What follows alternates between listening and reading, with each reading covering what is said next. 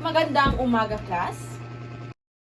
Okay, ngayon, bago po tayo dumako sa ating formal na talakayan, ay magsitayo munang lahat para sa ating panalangin.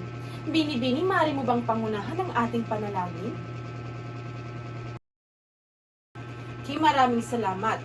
Ngayon ay, bago tayo dumako sa ating formal na talakayan, ay meron akong inihandang isang layunin para sa araw na ito. Layunin, nakikilala ang mga pangunahing uri ng anyong kwantitatibong pananaliksik. Nagkakaroon ng pagpapahalaga ang mga estudyante sa proseso ng pananaliksik at ang kahalagahan ng mga uri ng anyong kwantitatibong pananaliksik sa kanilang pag-aaral. Nakabubuo sa sariling paksa na angkop para sa bawat uri ng kwantitatibong pananaliksik. Maraming salamat, Bini-bini. So yun po ang ating magiging layunin sa araw nito.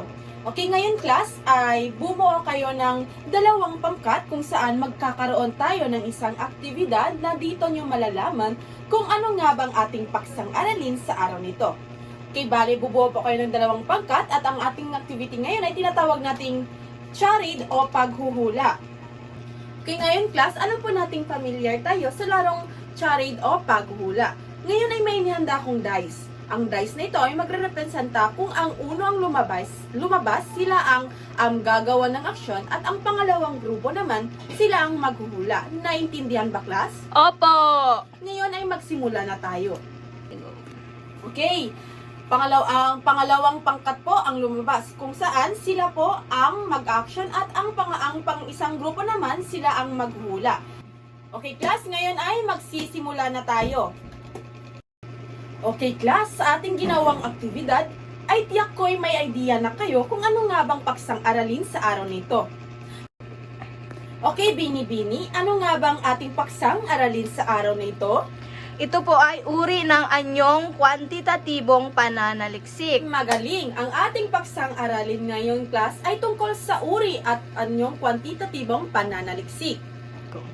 Okay, ngayon class, upang magkaroon tayo ng idea kung ano nga bang mga uri ng kwantitatibong pananaliksik, ay manatili po kayo sa inyong mga pangkat kung saan magbibigay ako ng isang activity na tinatawag nating word webbing. Sa word webbing na ito, ang bawat pangkat ay magbibigay na may kaugnayan sa ating paksang aralin sa araw na ito. Naintindihan ba, class? Opo! Okay, ngayon ay bibigyan ko lamang kayo ng 2 minuto para sa paggawa ng ating activity.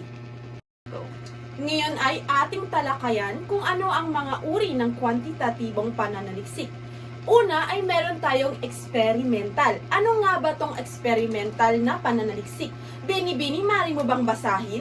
Ito ay sumasagot sa tanong na paano kung sinisikap na bigyan linaw sa ganitong uri ng pag-aaral ang koneksyon sa mga sanhi o dahilan.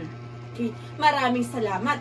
So yun po ang ating experimental na pananaliksik kung saan dito ay ginagawa nating nananaliksik tayo kung ano ang cause or effect ng ating ginawang pananaliksik.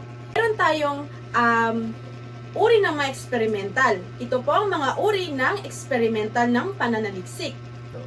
Ngayon naman, class, ay ating talakayan kung ano ang correlational na pananaliksik. Ano nga ba ito, Bini-bini? Maaari mo bang basahin?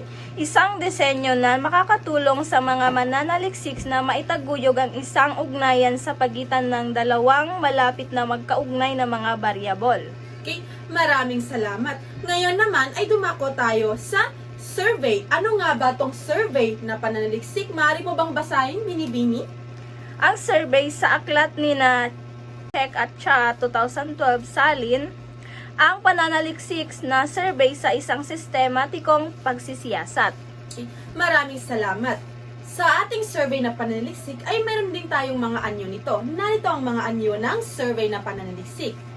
Ngayon naman, ating talakayin kung ano nga din ang pakilos na pananaliksik. Ano nga ba ito, Bini-bini? Pakilos na pananaliksik sa uri na ito inilarawan at inatasan ng isang mananaliksik ang tiyak na kalagayan, pamamaraan, modelo, polisiya, at iba pa sa layuning palitan ito ng mas epektibong pamamaraan. Maraming salamat. So yun po ang ating pakilos na pananaliksik. Okay, class? Upang mas malaman natin kung meron ba kayong idea at nalalaman sa ating paksang aralin ngayon, ay meron akong inihandang mga katanungan. Ang isang aktibidad sa araw na ito, manatili sa inyong kagrupo. Binibini, mari mo bang basahin ang ating panuto sa araw na ito? Panuto, pumili ng dalawang uri ng anyong kwantitatibong pananaliksik at isulat ang pagkakaiba at ang pagkakapareho nito. Maraming salamat. Okay class, bibigyan ko lamang kayo ng 2 minuto.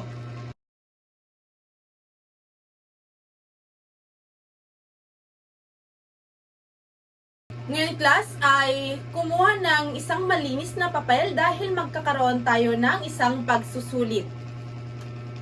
Okay class, tiyak ko'y meron kayong natutunan sa ating talakayan sa araw na ito.